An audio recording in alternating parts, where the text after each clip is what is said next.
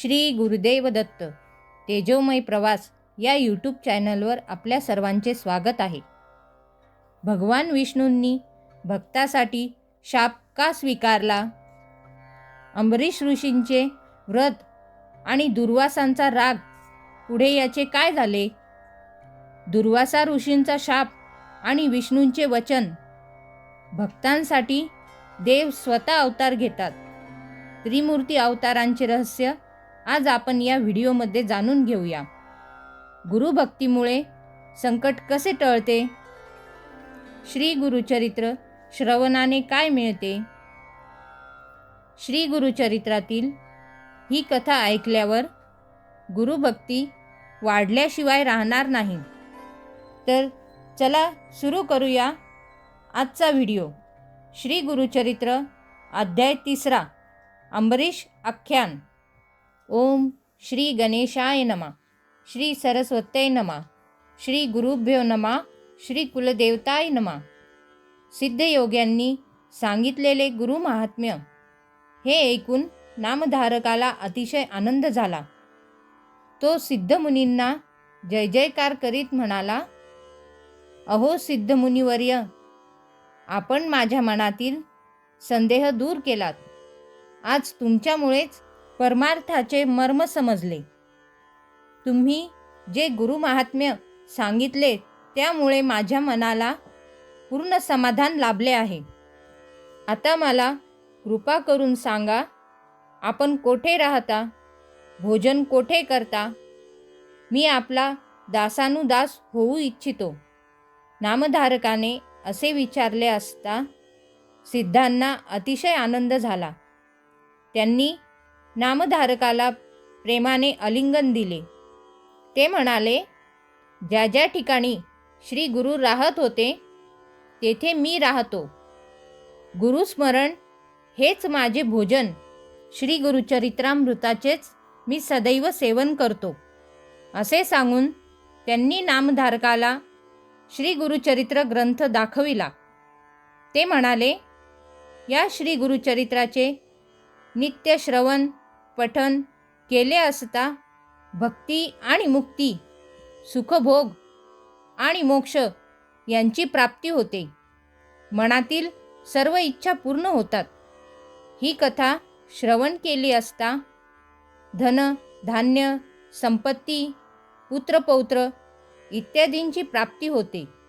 ज्ञानप्राप्ती होते. या ग्रंथाचे सप्ताह पारायण केले असता सर्व मनोरथ सिद्धीला जातात. जे निपुत्रिक असतात त्यांना पुत्र संतान प्राप्त होते. ग्रहरोगादी पीडा नाहीशा होतात. बंधनातून सुटका होते. या ग्रंथाचे श्रवण पठन करणारा ज्ञानसंपन्न शतायुषी होतो.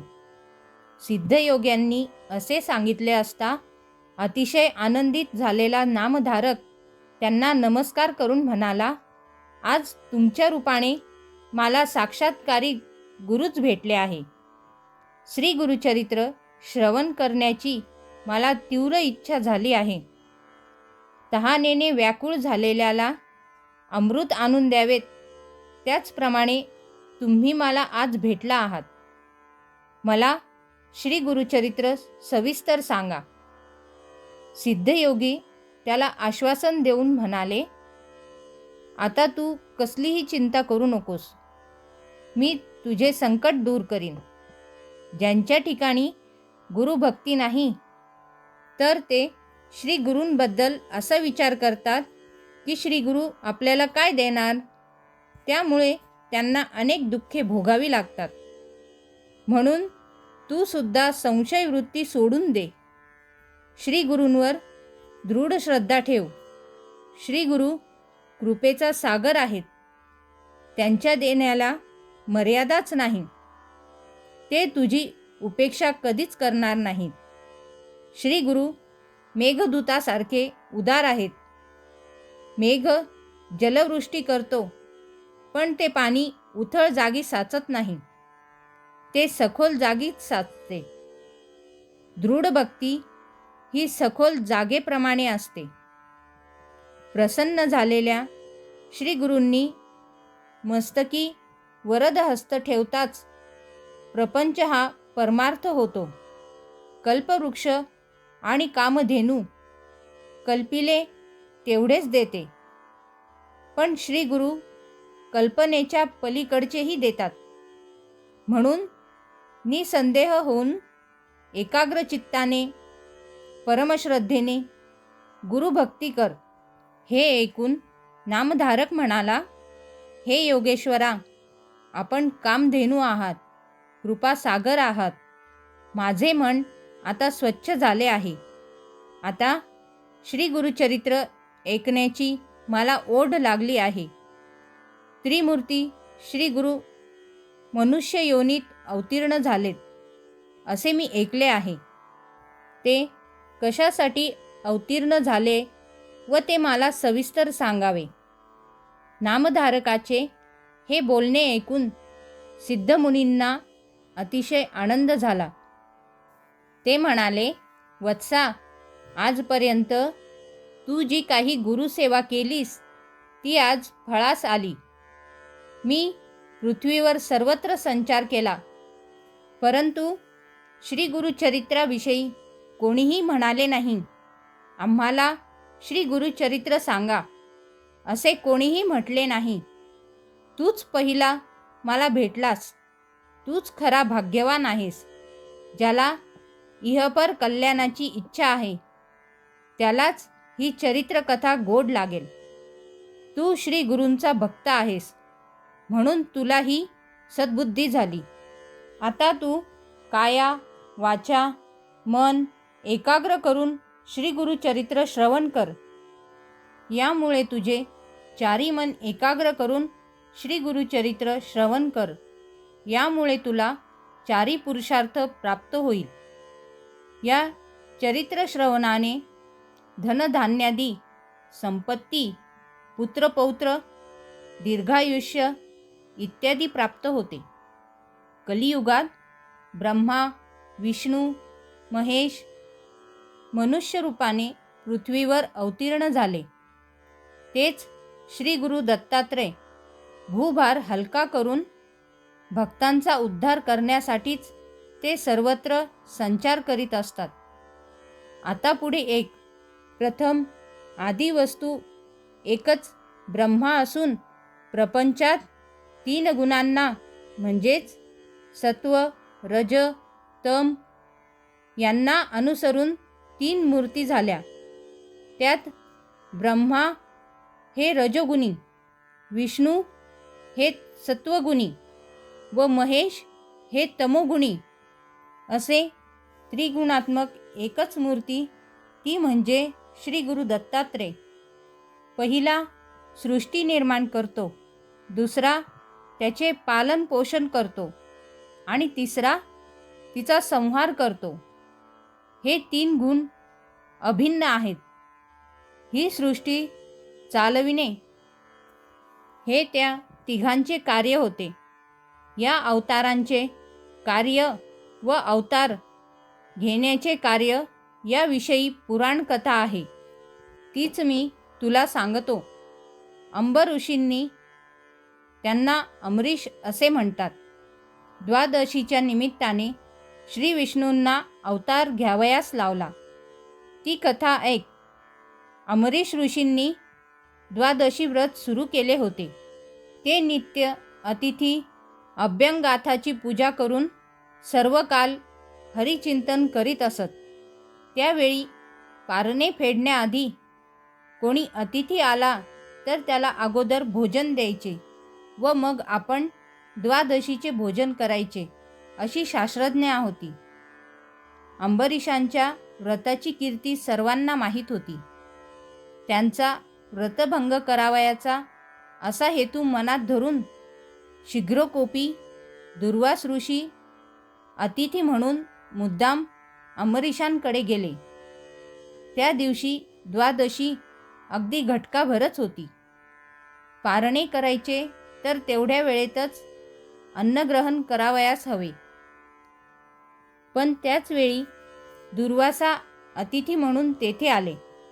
दुर्वासांना पाहताच अंबरीशांना मोठी भीती वाटली. वेळ तर थोडाच होता.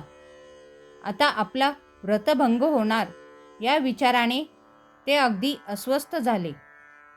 तशाही परिस्थितीत अंबरीशांनी दुर्वासांचे स्वागत करून त्यांची पूजा केली.